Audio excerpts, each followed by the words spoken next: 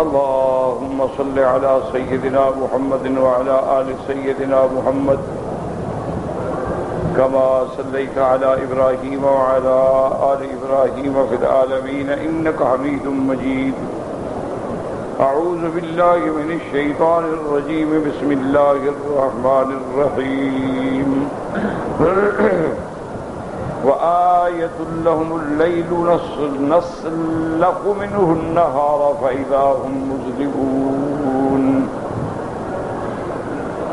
والشمس تجري لمستقر لها ذلك تقدير العزيز العليم والقمر قدرناه منازل حتى عاد كالعرجون القديم لا الشمس ينبغي لها أن تدرك القمر ولا الليل سابق النهار وكل في فلك يسبحون. اللہ تبارک و تعالی نے کلام مقدس میں اس بات معاد پر دلائل کا ذکر فرمایا ہے.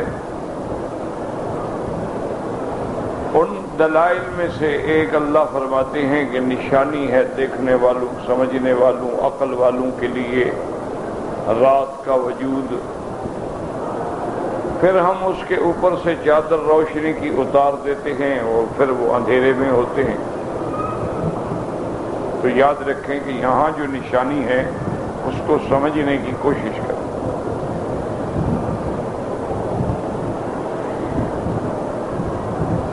سب سے پہلی چیز تو ہے رات اور دن کا ہونا. یہ اللہ کی کمال قدرت ہے کہ رات بنائی، دن بنایا.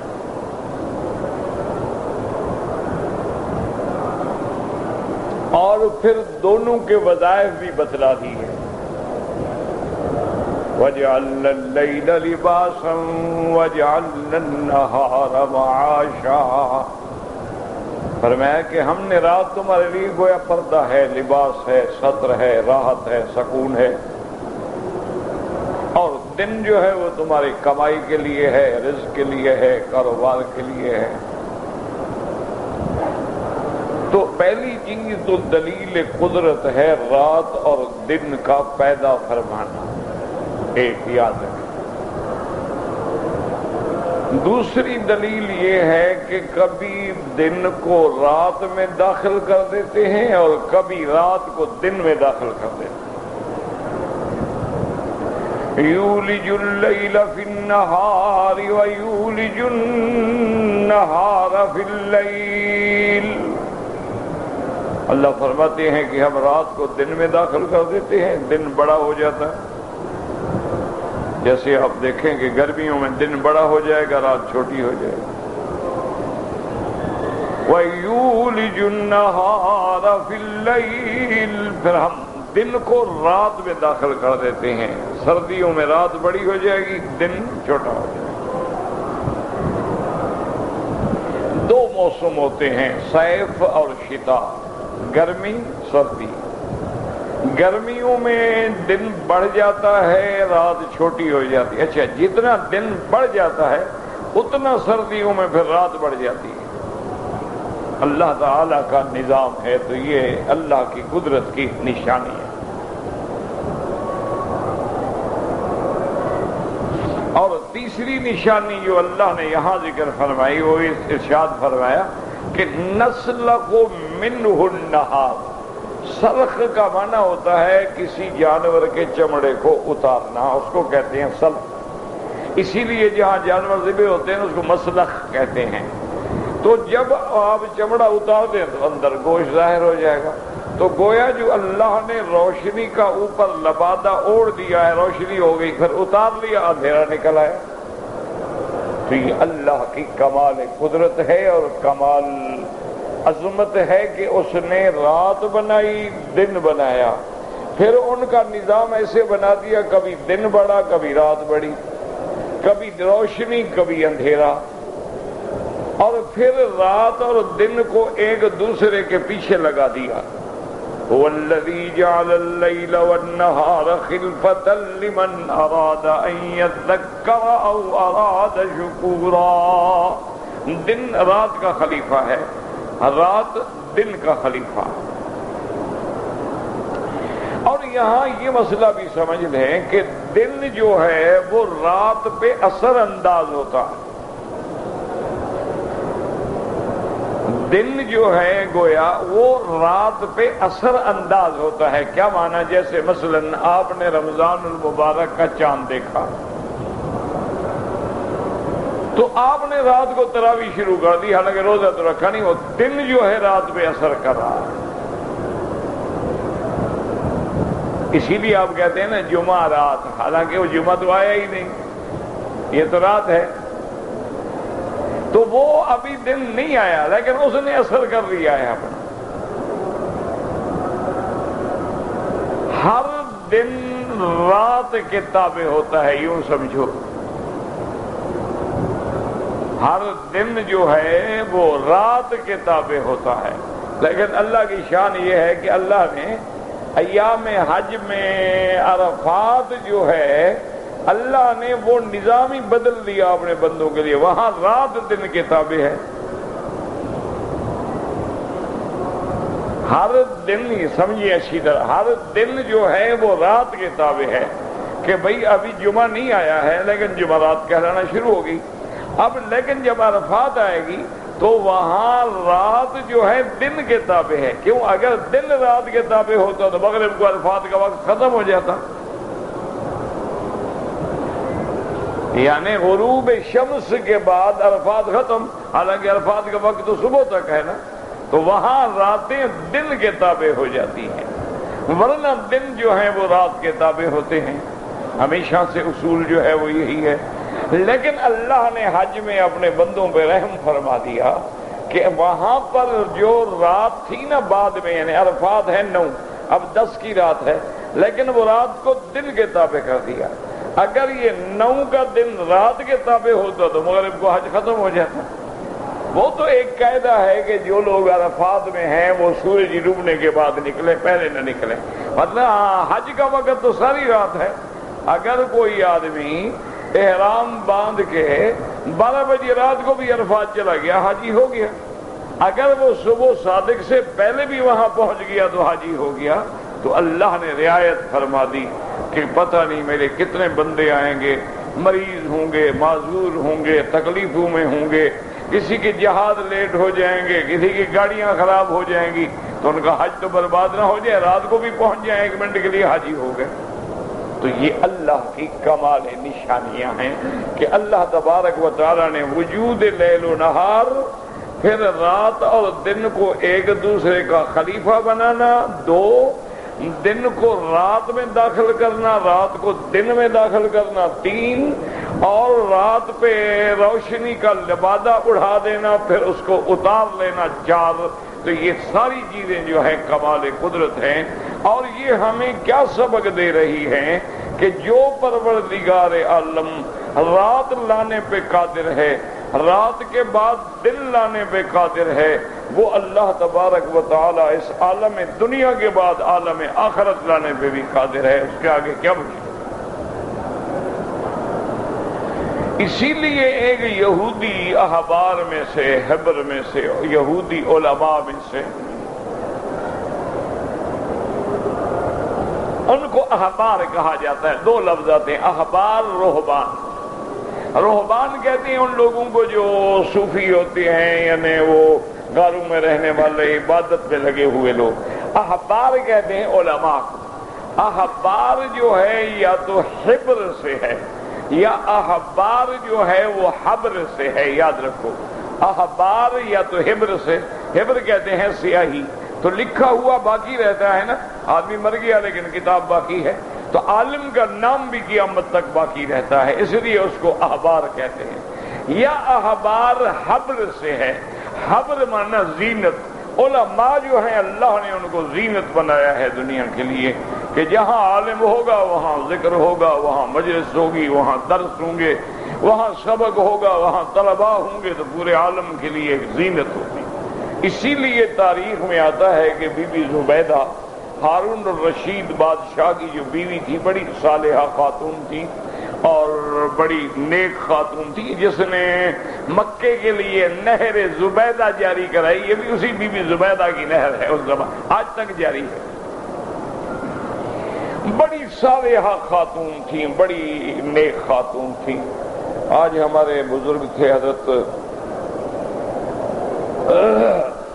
میاں سراج احمد دین پوری، ان کی اہلیہ جو ہیں میاں مسعود دین پوری کی والدہ فوت ہو گئیں. دعا کریں اللہ مغفرت فرمائے. ہمارے لیے والدہ کی طرح تھیں، اللہ پاک ان کی مغفرت فرمائے، ان کے درجات بلند فرمائے. اللہم اغفرها وارحمها وتجاوز عنها وادخلها في الفردوس الاعلی برحمتک یا ارحم الراحمین. تو اب سمجھیں تو بی بی زبیدہ ایک دن صبح کی نماز کے بعد اپنے محل کی چھت پہ ہوا کے لیے یا ویسے چلی گئی. دیکھا کہ سارے لوگ بھاگ رہے ہیں بغداد سے، بوڑھے ہیں، عورتیں ہیں، بچے ہیں، بڑے دوڑے جا رہے، دوڑے بھاگ رہے. بی بی پریشان ہو. آخر بادشاہ کی بیوی تھی، اس نے کہا کوئی انقلاب آ گیا. تو جلدی سے نیچے اتری تو بادشاہ سوئے ہوئے تھے، انہوں نے سوئے کو جگہ دیا. حالانکہ بادشاہ کو نہیں جگہ. کہا کیا ہو گیا؟ میں کہا تم آرام سے سوئے ہوئے اور ملک میں تو کچھ ہو گیا.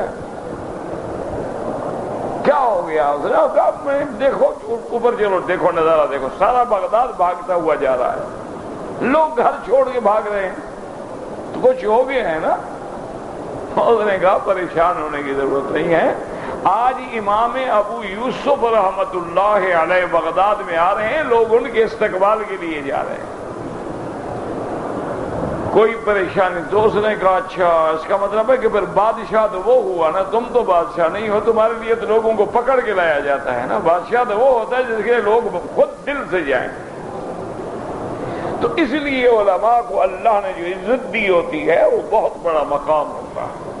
تو بہرحال کہنے کا مقصد یہ تھا کہ وہ حبر من احبار الیہود حضرت علی کے پاس آئے رضی اللہ تعالی عنہ اور کہنے لگے کہ حضرت علی، ہم نے سنا ہے کہ اللہ کی کتاب جو حضور پاک پہ نازل ہوئی ہے اس میں یہ لکھا ہوا ہے کہ آسمان پھٹ جائے گا. آسمان جو ہے وہ ریزہ ریزہ ہو کے اڑ جائے گا.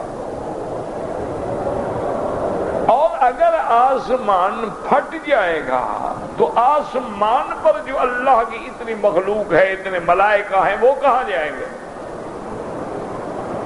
کیونکہ آسمان پر تو فرشتے ہیں، لا یعلم الا اللہ، ان کا تعداد اللہ کے سوا کوئی جانتا ہی نہیں. صحیح حدیث مبارک میں آتا ہے کہ میرے آقا محبوب دو عالم، رحمت دو عالم، سیدنا محمد مصطفیٰ صلی اللہ علیہ وسلم بیٹھے تھے صحابہ میں، تو آپ نے ایسے سر مبارک اٹھایا اور فرمایا اتت السماء وحق لها ان تئد. حضور نے فرمایا آسمان سے چرچراہٹ کی آواز آ رہی ہے، اور اس کے بعد فرمایا آنی بھی چاہیے.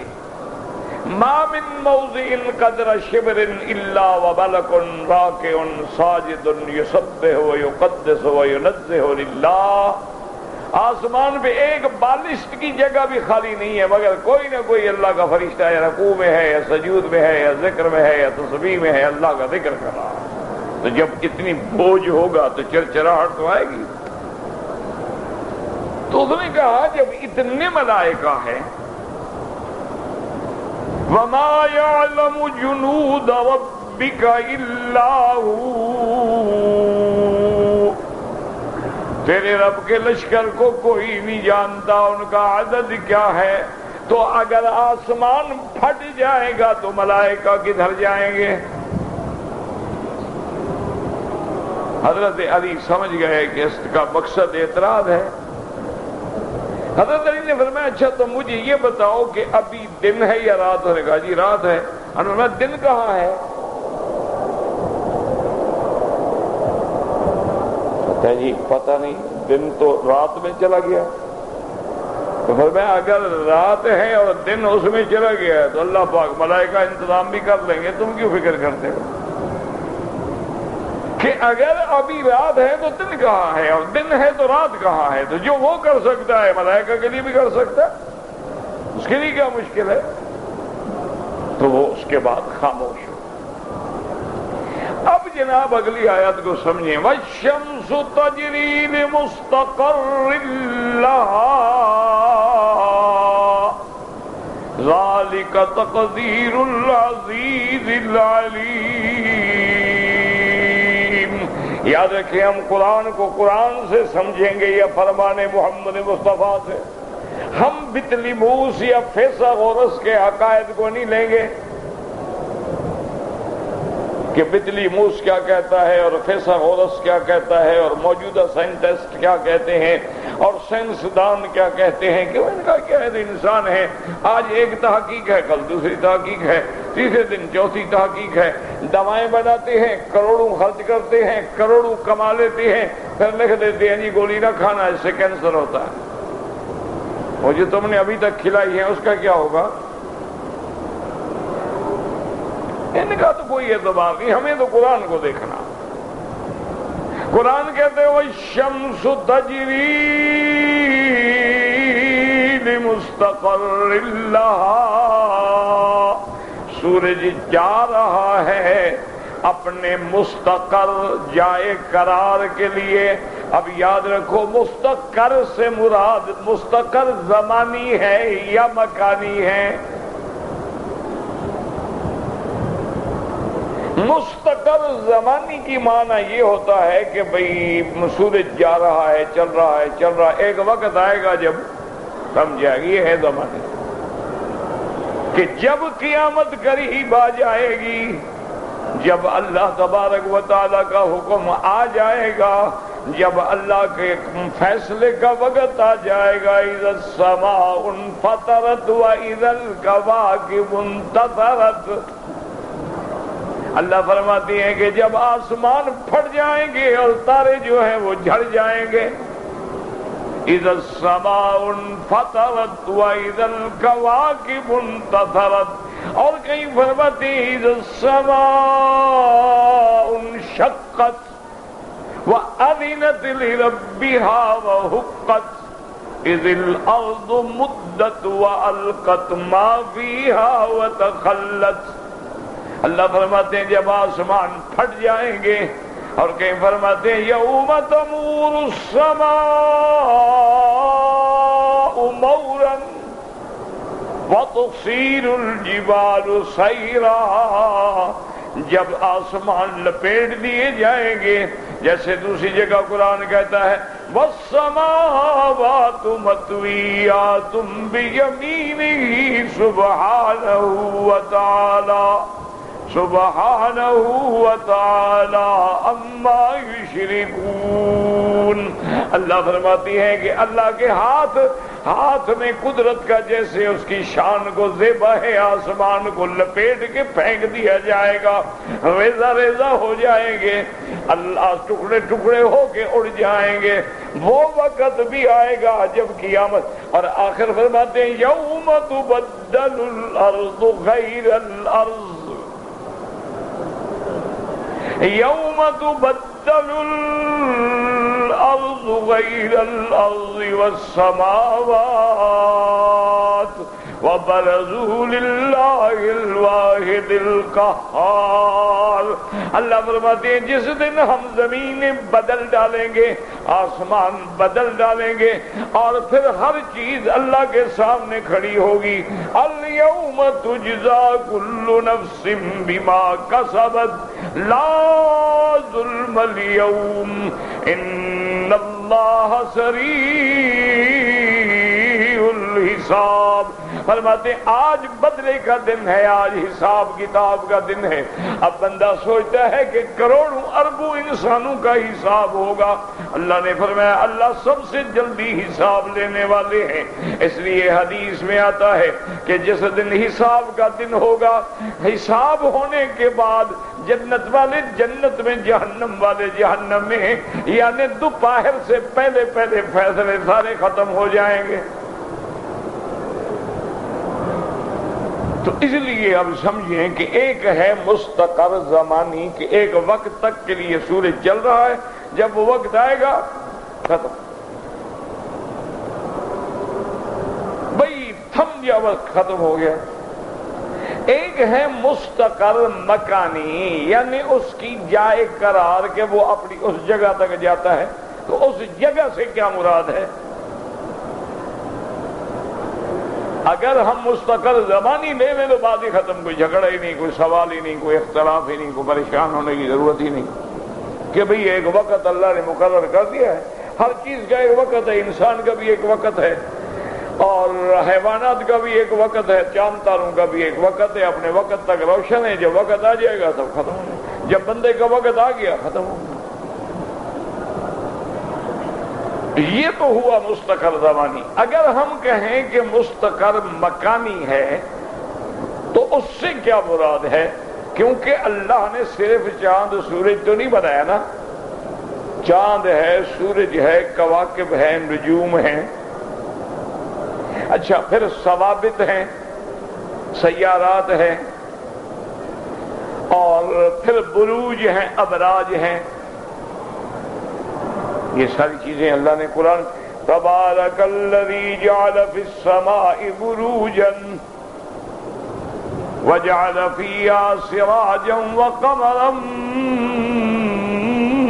منیرا، اللہ نے بروج بنائے ہیں، 12 برج ہیں،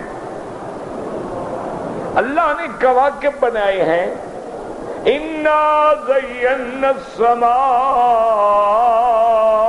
الدنیا بزینت للکواکب، اللہ فرماتے ہیں دیکھو آسمان دنیا کو ہم نے کیسے ستاروں سے زینت بخشی ہے، کیسے ستارے ٹانک دیے ہیں۔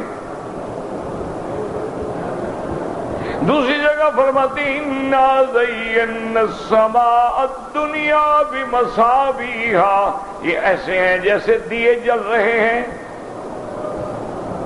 اور پھر یہ ستاروں سے اور کام بھی ہم لیتے ہیں، وَجَعَلْنَاهَا رُجُومًا لِلشَّيَاطِينِ، اللہ فرماتے ہیں جب شیطان اوپر آتے ہیں ملائکہ کی باتیں سننے کی کوشش کرتے ہیں تو ہم ان ستاروں کو شہاب ثاقب بنا کے، میزائل بنا کے مارتے ہیں ان کو، یا وہ شیطان مارا جاتا ہے یا پاگل ہو جاتا ہے یا گر جاتا ہے۔ اسی لیے یاد رکھیں کہ کیا ہے جو پیچھے بیٹھے ہیں وہ چور ہیں، آپ کو سمجھیں کہ اللہ تعالیٰ کا جو نظام ہے بروج ہیں، اور برج جو ہیں یاد رکھیں وہ 12 برج ہیں۔ بروج کا معنی بڑے بڑے محل یوں سمجھ رہے ہیں، آپ دیکھتے ہیں نا یہ کہ برج فلان، برج فلان، یہ بڑی بڑی بلڈنگیں بنی ہوئی ہیں نا، 10 منزلہ 20 منزلہ، جسے انگریزی میں آپ ٹاور کہہ دیتے ہیں، تو وہ برج جو ہیں دراصل وہ منازل ہیں اس چاند کے۔ اللہ کا ایک نظام ہے، ایک نظام شمسی ہے اور ایک نظام قمری ہے۔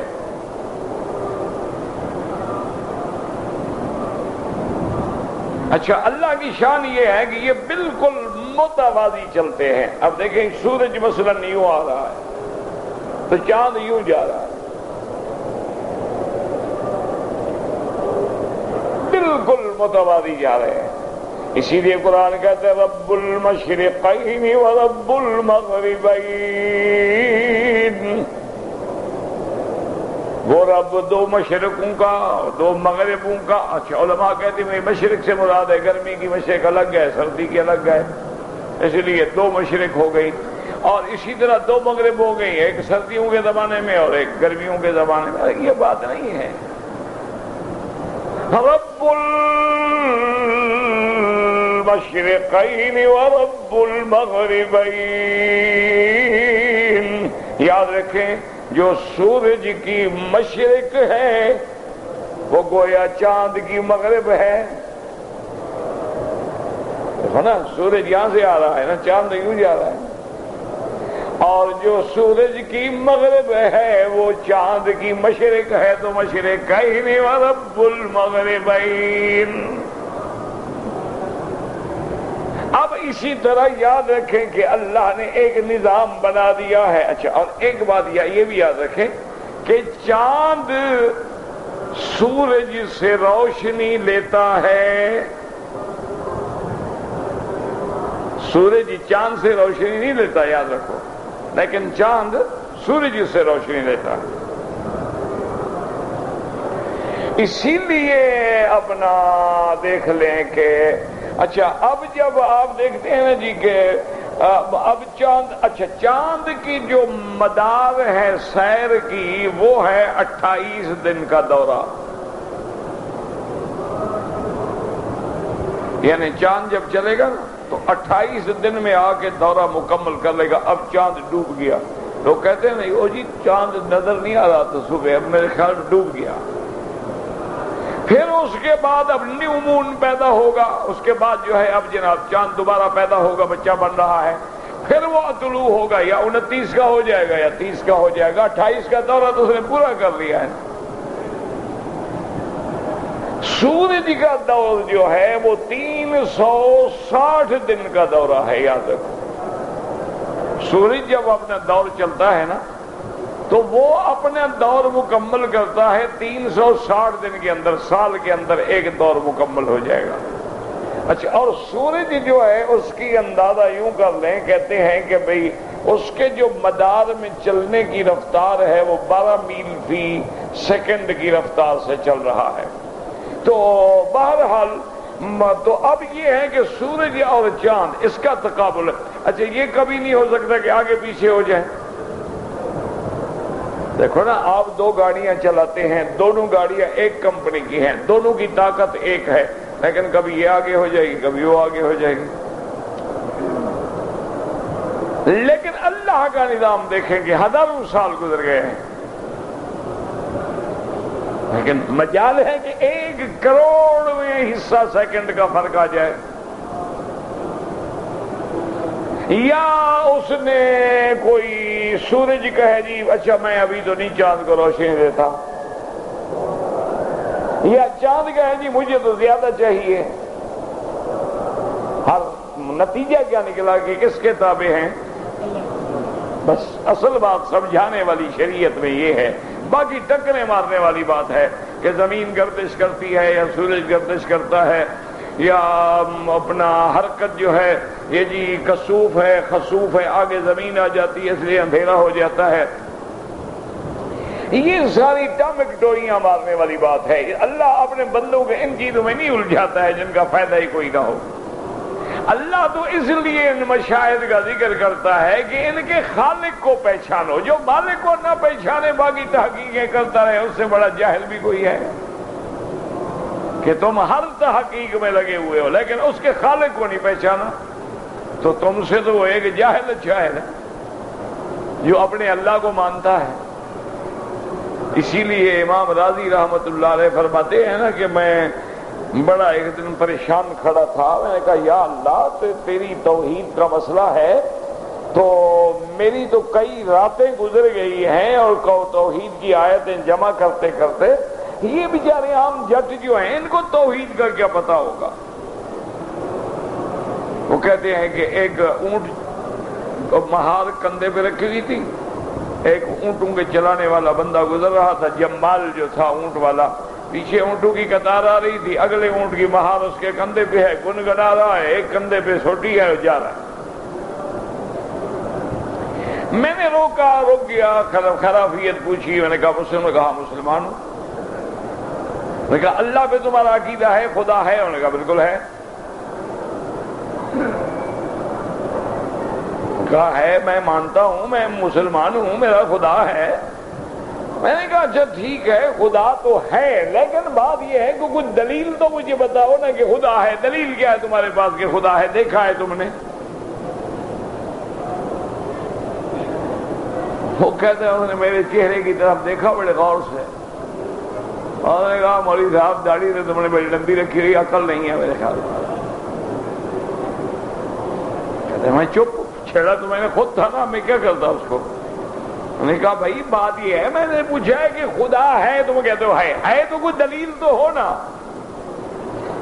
اس نے کہا اللہ کے بندے البعرۃ تدل علی البعیر والاسر تدل علی المسیر وہذا العالم لا تدل علی العلیم الخبیر۔ اس نے کہا دیکھو یہ اونٹ کی مینگنی پڑی ہے، یہ پڑی ہو تو دلالت کر رہی ہے کہ یہاں سے اونٹ گزرا ہے، یہ پاؤں کا نشان ہے دلالت کر رہا ہے یہاں سے بندہ گزرا ہے، یہ نشان بندے کے بارے میں دلالت کر رہا ہے، مینگنی اونٹ کے بارے میں دلالت کر رہی ہے، یہ سارا عالم نظام جو ہے یہ خدا کے بارے میں دلالت نہیں کر رہا کہ ہمارا بھی چلانے والا کوئی ہے؟ ڈنڈا مار کے سر پھاڑ دوں گا، اور دلیل چاہیے تمہیں؟ اللہ کے بارے میں آیا دلیل پوچھیں گا، میں نے کہا بھی تمہاری دلیل سب سے بڑی مضبوط دلیل ہے، ڈنڈے کا آگے کون مقابلہ کرے؟ مولوی ہو یا پیر ہو، ڈنڈا تو ڈنڈا ہوتا ہے نا۔ اس لیے یاد رکھیں خدا صرف یہ چاہتے ہیں کہ میرا بندہ ان مشاہد پہ نظر ڈال کے مجھ پہ ایمان لائے کہ سورج کو بنانے والا کون ہے، اس میں اتنی حرارت رکھنے والا کون ہے، اس کی روشنی کو پورے عالم میں پھیلانے والا کون ہے، چاند کی روشنی کو ٹھنڈا کرنے والا کون ہے، ستاروں میں چمک دینے والا کون ہے۔ ثوابت ہیں جو کھڑے ہیں اپنی جگہ پہ ہلتے نہیں ہیں، اور بعض ستارے ہیں جو چل رہے ہیں، اور بعض ستارے ہیں کہا کرا آگے بھی جاتے ہیں پیچھے بھی جاتے ہیں، آگے چلتے ہیں پھر پیچھے آ جاتے ہیں۔ اس سارے نظام کو چلانے والا کون ہے؟ قرآن صرف یہ دعوت دیتا۔ اس لیے سارے قرآن میں آپ پڑھیں گے امن خلق السماوات والارض وانزل من السماء ماء، اللہ فرماتا ہے کون ہے جس نے آسمانوں اور زمینوں کو پیدا کیا، کون ہے جو بارشیں اتارتا ہے، الہ مع اللہ، کیا اللہ کے سوا کوئی اور بھی ہے حاجت روا معبود برحق؟ قرآن صرف یہ دعوت دیتا ہے، اس میں غور ان فی خلق السماوات والارض واختلاف اللیل والنہار لآیات لأولی الالباب۔ اللہ فرماتے ہیں آسمانوں کی پیدائش، زمینوں کی پیدائش، رات اور دن کی تبدیلی کا نظام ان میں نشانی ہے، لیکن ان کے لیے جو عقل والے ہیں، جو اپنے خدا کو ماننا چاہتے ہیں۔ عقل والے میرا مولا کون ہے؟ جن کے پاس ایم اے کی ڈگری ہو، پی ایچ ڈی کی ڈگری ہو، آکسفورڈ کے پڑھے ہوئے ہوں، ہارورڈ کے پڑھے ہوئے ہوں، وہ ہوتے ہیں عقل والے، ایم بی ہوں، اکاؤنٹنٹ ہوں۔ فرمایا نانا، عقل والے کون ہیں؟ لآیات لأولی الالباب الذین یذکرون اللہ قیاما وقعودا، جو کھڑے ہیں تو میرا ذکر ہے، بیٹھے ہیں تو میرا ذکر ہے، وَيَتَفَكَّرُونَ فِي خَلْقِ السَّمَاوَاتِ وَالْأَرْضِ رَبَّنَا مَا خَلَقْتَ هَذَا بَاطِلًا سُبْحَانَكَ فَقِنَا عَذَابَ النَّارِ۔ یہ عقل والے ہیں جو کھڑے ہیں میرا ذکر ہے، بیٹھے ہیں میرا ذکر ہے، لیٹے ہیں تو میرا فکر ہے، زبان پہ میرا نام ہے، دل میں میرے اوپر ایمان ہے۔ یہ ذکر والے، یہ عقل والے ہیں جن کو 24 گھنٹے روٹی کا فکر ہے، تنخواہوں کا فکر ہے، پیسے کا فکر ہے، ڈالر کا فکر ہے، یورو کا فکر ہے، سوٹ کا فکر ہے، سونے کھانے کا فکر ہے۔ وہ تو جانور ہیں، کھاتے تو جانور بھی دنیا میں بہت ہے۔ اس لیے قرآن کہتا ہے نا لَهُمْ قُلُوبٌ لَا يَفْقَهُونَ بِهَا، ان کے پاس دل تو ہے لیکن یہ مجھے نہیں سمجھتے ہیں۔ وَلَهُمْ أَعْيُنٌ لَا يُبْصِرُونَ بِهَا، ان کے پاس آنکھیں تو ہیں لیکن میری توحید کے دلائل ان کو نظر نہیں آتے۔ وَلَهُمْ آذَانٌ لَا يَسْمَعُونَ بِهَا، ان کے پاس کان تو ہیں لیکن قرآن سننے کی توفیق نہیں ہوتی، اللہ کی بات سننے کی توفیق نہیں ہوتی۔ فرمایا ان کی مثال ایسی ہے اولئک کالانعام، یہ ایسے ہیں جیسے جانور، کہ کھاتا تو جانور بھی ہے، پیتا جانور بھی ہے، سنتا جانور بھی ہے، اولاد جانوروں کی بھی ہوتی ہے، اولئک کالانعام بل ہم اضل، بلکہ جانوروں سے بھی یہ گم کرتا رہا ہے۔ کتے کو روٹی ڈالو تو مالک کو پہچانتا ہے، مالک آواز دے تو کتا دوڑ کے آ جاتا ہے۔ کتا پاگل ہو جائے ساری دنیا کو کاٹے گا، مالک کو نہیں کاٹتا ہے۔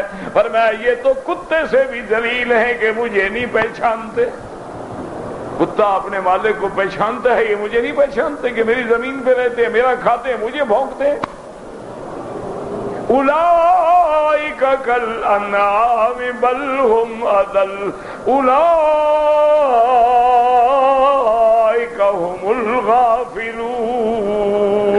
یاد رکھیں جو فکر والے ہیں، اب جب میرے آقا رحمت دو عالم سیدنا محمد مصطفیٰ صلی اللہ علیہ وسلم کی ولادت ہوئی، آپ کی بعثت ہوئی، آپ کا زمانہ نبوت آیا، آپ کو اللہ نے رسالت و نبوت کا تاج پہنایا۔ اب جناب شیطان شرمندہ ہیں، ذلیل ہیں، پریشان ہیں، خوار ہیں، اوپر جاتے ہیں پتہ نہیں لگتا ہے، مارتے ہیں فرشتے، مار کھا کے واپس آتے ہیں۔ ابلیس نے پوچھا ہوگی رپورٹ نہیں لایا کیا ہو گیا؟ انہوں نے کہا جی رپورٹ کیا لائے، اوپر جاتے ہیں تو مار مار کے ہمیں تو پاگل کر دیتے ہیں۔ یہ اصل ہوتا ہے نا، جیسے تمہارے پاس کئی پیر ہوتے ہیں جی خبر دے دیتے ہیں جی وہ جن تابع ہیں، ابھی کبھی کوئی جن نے بتلا دیا، علم غیب تو اللہ کے پاس ہے، وہ تو جنوں کے پاس بھی نہیں ہوتا۔ اب خود جن آئے ابلیس کے پاس، کیونکہ جیسے ہمارا ابا آدم ہے نا، ان کا ابا ابلیس ہے، انسانوں کا ابا آدم ہے، اور جنوں کا شیطانوں کا ابا کون ہے؟ ابلیس ہے۔ اس کے پاس آنے کا کیا بات ہے؟ انہوں نے کہا جناب کیا کریں، انا کنا منہا مقاعد للسمع، ہم نے تو بڑے بڑے اسٹیشن بنائے ہوئے تھے خلا میں، فضا میں، ہم نے تو بڑے بڑے پروگرام بنا رکھے تھے، تو اب ہمیں یستمع الآن، اب اگر ہم سننے کی کوشش کرتے یجد لہ شہابا رصدا، ہماری انتظار میں کھڑا ہوتا ہے میزائل، بس ہوتا ہے۔ ہمارے تو کئی مر گئے، پتہ نہیں کیا ہوگا۔ دیکھو وہ بھی سوچ رہے ہیں، تم نے کبھی سوچا ہے؟ تم تو ماشاءاللہ اللہ کی مہربانی سے عمرے پہ آئے ہیں جی، احرام نہیں باندھا۔ اور جی احرام جو تھا نا مولوی صاحب سامان میں جہاد میں چلا گیا تھا، تم کیا کرنے آ رہے تھے؟ تم نے یہاں آ کے لوگوں کو زیارت کروانی تھی، اپنی دو چادریں بھی تم ساتھ نہیں رکھ سکے تو آ کیوں رہے تھے آپ؟ اچھا پھر تم نے احرام ایئرپورٹ سے باندھنا تھا، سامان میں چلے جانے کا کیا مطلب؟ مانا فکر ہی نہیں، بس جا رہے ہیں، جی فکر نہ کرو، وہاں جدے میں باندھ۔ انہوں نے کہا نہیں یار جدے سے بھی کیوں باندھتے ہو، وہ مکے کے قریب مسجد ہے وہاں سے باندھنے کو۔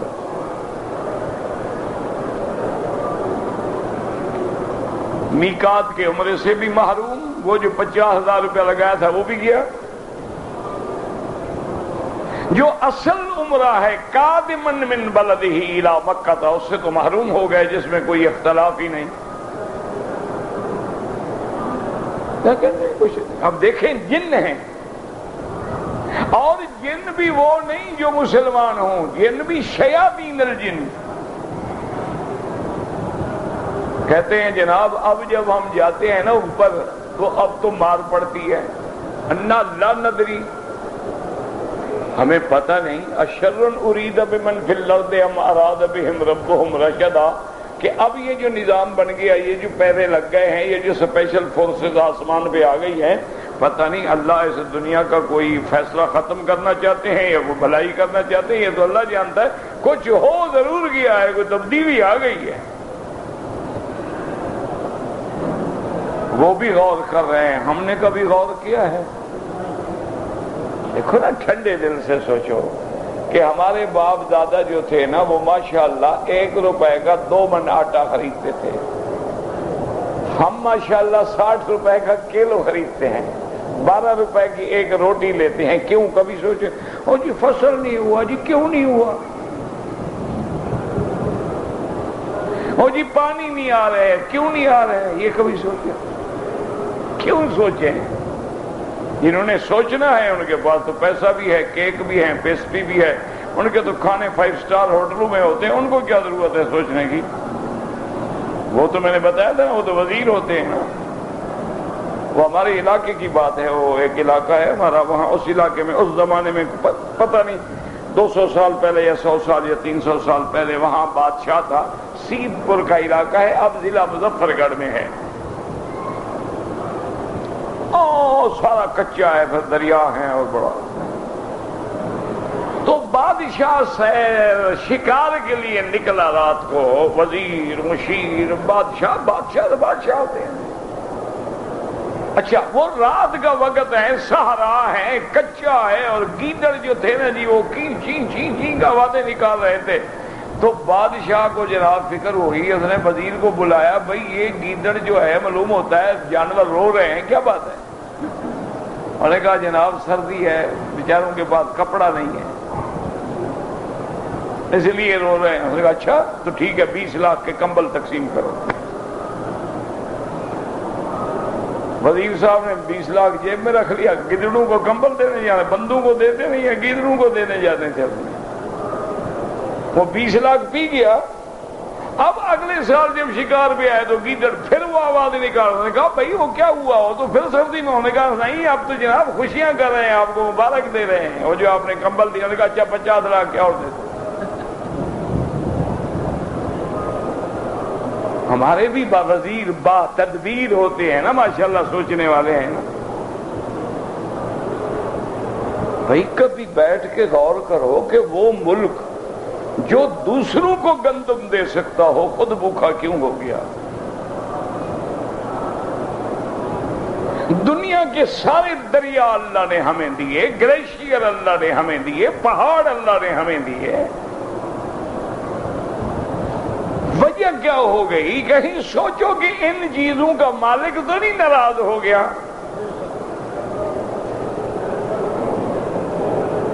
یہ تو سوچ ہے نہیں۔ او جی اس دفعہ پانی کم ہو گیا ہے، او جی وہ گلیشیئر ذرا جلدی پگھل گئے ہیں، وہ فصل کم ہو گئی ہے، او جی کیڑا لگ گیا ہے، وہ سب کچھ جو اصل بات ہے وہ کوئی نہیں سوچتا کہ وہ خالق ناراض ہو گیا۔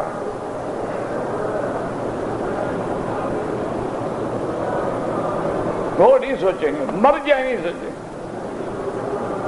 جب ہم اس کے قرآن کی بے حرمتی کریں گے، جب ہم اس کے دین والوں کو کچل ڈالیں گے تو رب راضی ہو جائے گا۔ اللہ کو مناؤ میرے بھائی، کوئی ہو، ہمیں الحمدللہ نہ کسی پارٹی سے واسطہ، نہ کرسی سے واسطہ، نہ اقتدار سے واسطہ، نہ اختلاف سے واسطہ، لیکن یاد رکھیں یہ سارا نظام تب درست ہوگا جب رب راضی ہو، اس کے بغیر کچھ نہیں ہو سکتا۔ دنیا کے لاکھ منصوبے بنا لو،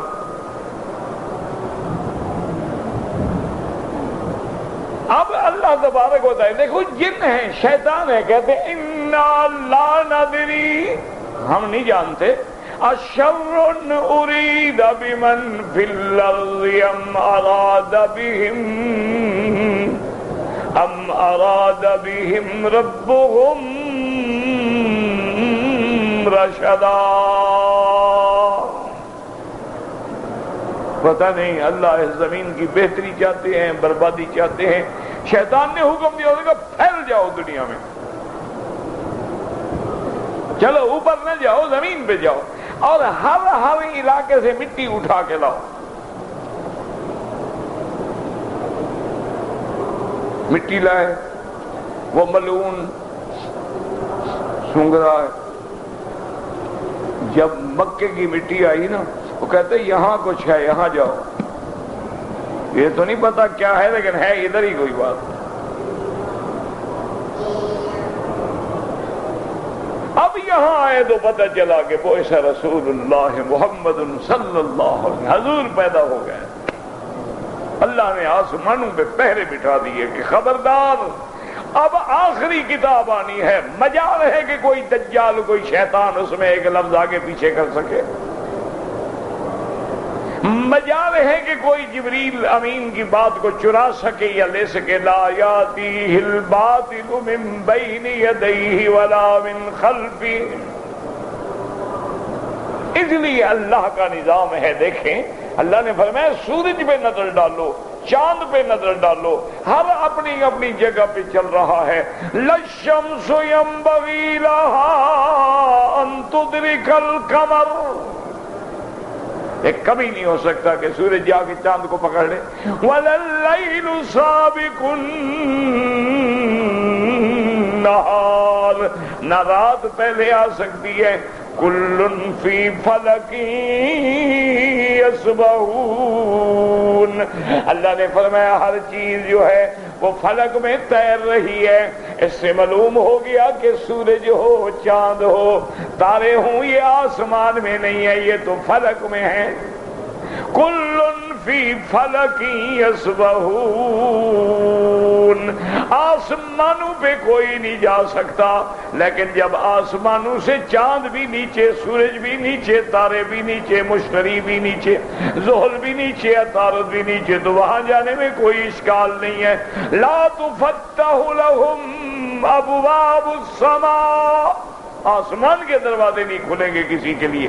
ولا يدخلون الجنة حتى يلج الجمل في سم الخياط، لیکن یاد رکھیں یہ چاند سورج تارے جو ہیں یہ آسمانوں میں جڑے ہوئے نہیں ہیں، بلکہ آسمانوں کے نیچے ہیں، یہ فلک میں اپنے تیر رہے ہیں مدار کے اندر.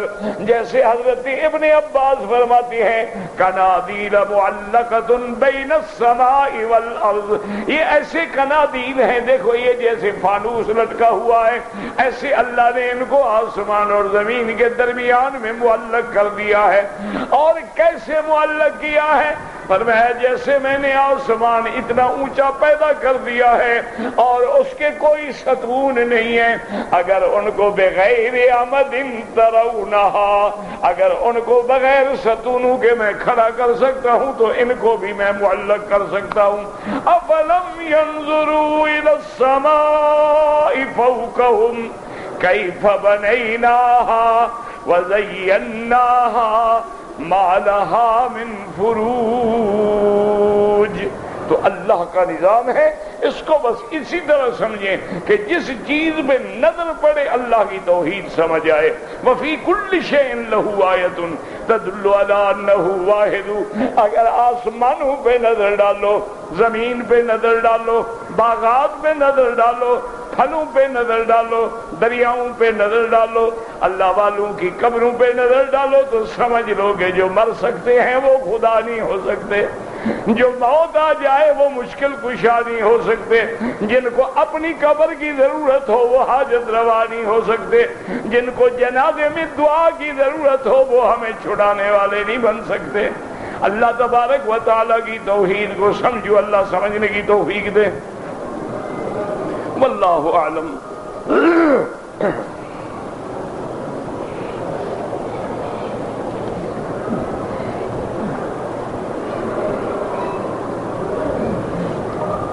میں نے عمرہ کیا ہے، سر پہ میں نے اس طرح نہیں پھرا، اگر بال کاٹے ہیں تو پھر کوئی دم نہیں پڑی، بالکل بال نہیں کاٹے، دم پڑ گئی، پیسے نہیں، 3 روزے رکھ لو.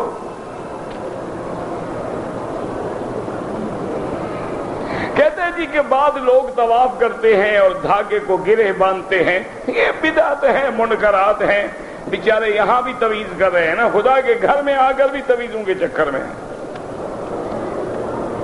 جو لوگ فوت ہو گئے ان کے لیے عمرہ ہو سکتا ہے، زندہ ہیں ان کے لیے دعا کریں. ہمارے گھر میں بیماری ہے، اللہ شفائے کاملہ عطا فرمائے، سب کی پریشانیاں دور فرمائے. اور یاد رکھیں کہ جب پریشانیاں ہوں تو اس کا واحد اکسیر علاج یہ ہے کہ حسبنا اللہ ونعم الوکیل، حسبنا اللہ ونعم الوکیل. سارے گھر والے پڑھو، وضو ہے نہیں ہے دن رات پڑھو، اور بیماروں پہ سورۃ فاتحہ 7 دفعہ پڑھ کے پانی پہ دم کر کے پلاؤ، سب انشاءاللہ رحمت ہو جائے گی. حرم میں جو نماز با جماعت پڑھیں گے وہ تو 27 لاکھ سے بھی زیادہ ہے، اکیلے نماز پڑھیں تو 1 لاکھ ہے.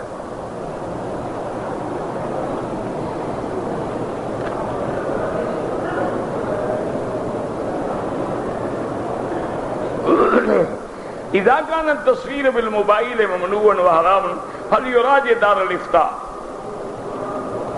مَضْضَرُورَةُ لِلْمُكَبِّرِ الَّذِي يُكَبِّرُ خَلْفَ الْإِمَامِ إِذَا خَرَبَ مَيْكْرُوفُونَ الْإِمَامِ بَعْدَ ماذا يفعل؟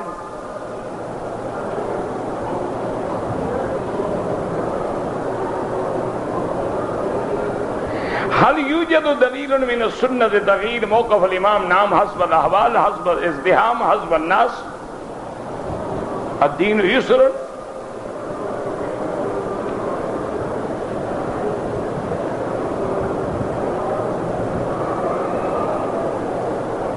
کوئی بھی دعا ہے نا، جو قرآن حدیث میں دعا ہے وہ نماز میں ساری پڑھ سکتے ہیں۔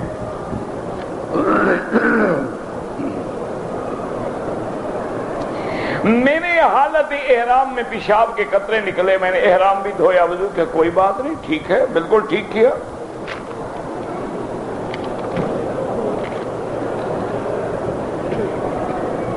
سمیر نام جو ہے نا میرا بھائی، سمر قصے سے ہے، یہ کوئی اسلامی نام نہیں ہے، باقی تم جانو، تمہارا کام جانے۔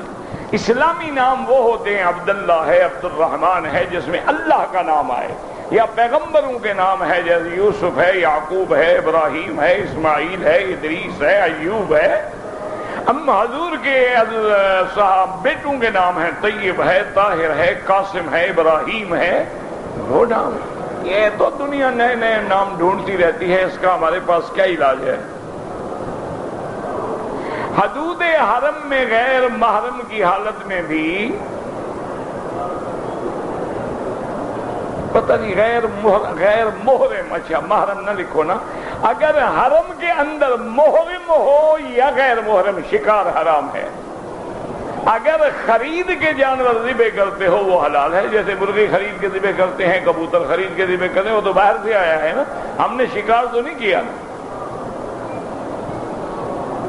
حرم میں رہنے والوں کو، مکے میں رہنے والوں کو امام ابو حنیفہ رحمۃ اللہ علیہ فرماتے اشہر حج میں عمرہ نہ کریں، کیونکہ تمتع اور قران ان کے لیے ہے من لم یکن اہلہ حاضر المسجد الحرام۔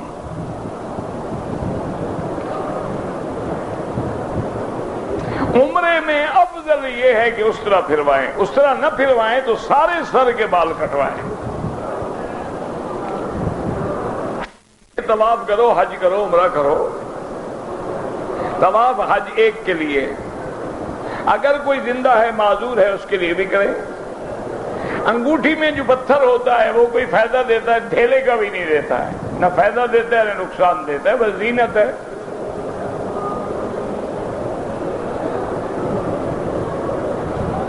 اگر کوئی آدمی صفا مروہ دوڑ لیا لیکن سر 4-5 گھنٹے کے بعد منڈوایا ہے، کپڑے پہن لیے، اگر کپڑے 5 گھنٹے پہن لیے دم پڑ گئی۔ حدود کے اندر جو مسجدیں ہیں، بالکل سارے مکے میں 1 لاکھ ملتا ہے۔ یہاں حرمین الشریفین میں الحمدللہ بلد الامین میں فقہ کے اعتبار سے امام احمد بن حنبل کی فقہ پہ عمل ہوتا ہے۔ ویسے ان کی یونیورسٹیوں میں فقہ علی المذاہب الاربع پڑھائی جاتی ہے، حنفی، فقہ، شافعی، مالکی، حنبلی سب پڑھائی جاتی ہے، سب پہ عمل ہوتا ہے، لیکن ان کے اپنے ہاں جو ہے وہ حنبلی فقہ ہے۔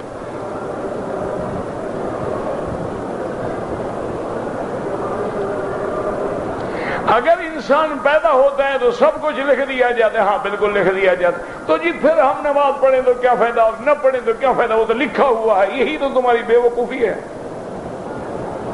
دیکھو نا، آپ گاڑی میں بیٹھتے ہیں، کار میں ایئر کنڈیشن لگا ہے، اس پہ ایک جگہ لکھا ہوگا کول، ایک جگہ لکھا ہوگا ہاٹ، ٹھنڈا گرم۔ اچھا، اب گرمی کے زمانے میں آپ اس کو گرم پہ رکھ کے چلا دیں تو لکھنے والے کا قصور ہے تمہارا قصور ہے؟ لکھا ہوا تو ہے۔ وہ لکھا ہوا یہ ہے کہ وہ جانتا تھا کہ تم نے یہ کرنا ہے تب لکھا ہے، یہ نہیں کہ لکھ کے تمہیں مجبور کیا ہے۔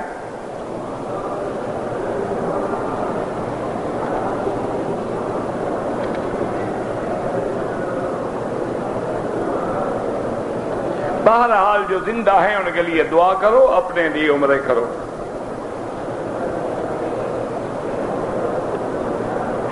آدمی طواف کرتے ہوئے 3 چکر مکمل کر کے کندھا ڈھانپ لیتا ہے، ٹھیک ہے، کوئی بات نہیں۔ عمرہ مسجد عائشہ سے کر سکتے ہیں، جیرانہ سے بھی کر سکتے ہیں۔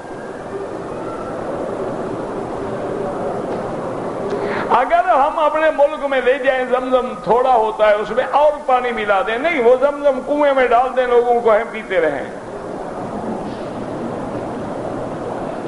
اللہ کے بندے، تھوڑا ہے تھوڑا دو، زیادہ ہے زیادہ، زمزم دو، ملا کے کیوں دیتے ہو؟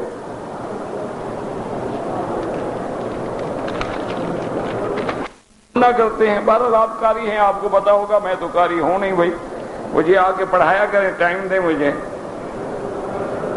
کوئی عیب نہیں ہے، میں قاری تو نہیں ہوں نا، مجھے قرات کا پتہ نہیں ہے۔ آپ آ کے وقت نکالیں، آ کے پھر انشاءاللہ بیٹھے، پھر آپ کو سمجھائیں مجھے کہ لام پہ غنہ کیسے ہوتا ہے، نہیں ہوتا ہے، کیوں ہوتا ہے، تو ثواب ملے گا آپ کو۔ دم کا گوشت حد حرم سے باہر نہیں، حدود حرم میں غریبوں پہ تقسیم کیا جائے۔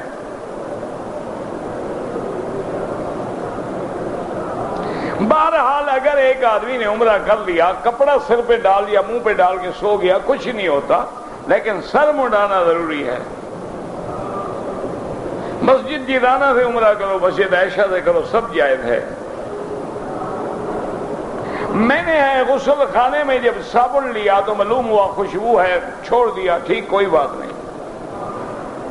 اگر پیسے نہ ہوں دم دینے کے، جب اللہ پیسے دے مکے بھیج کے دم کرا دے، ورنہ روزے رکھ لیں۔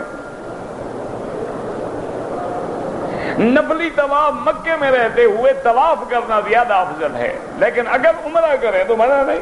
ربنا تقبل منا انك انت السميع العليم وتب علينا انك انت التواب الرحيم اللهم اجعل لنا وللمسلمين من كل هم فرجا ومن كل ضيق مخرجا ومن كل بلاء عافية اللهم انا نعوذ بك من جهد البلاء ودرك الشقاء وسوء القضاء وشماتة الاعداء اللهم احفظنا واحفظ اهلنا اولادنا اخواننا اخواتنا ازواجنا ذرياتنا بيوتنا وبيوت المسلمين عن الشرور والفتن والزلازل والمحن ما ظهر منها وما بطن اللهم اشفنا واشف مرضانا ومرضى المسلمين صلى الله تعالى على خير خلقه سيدنا محمد وعلى آله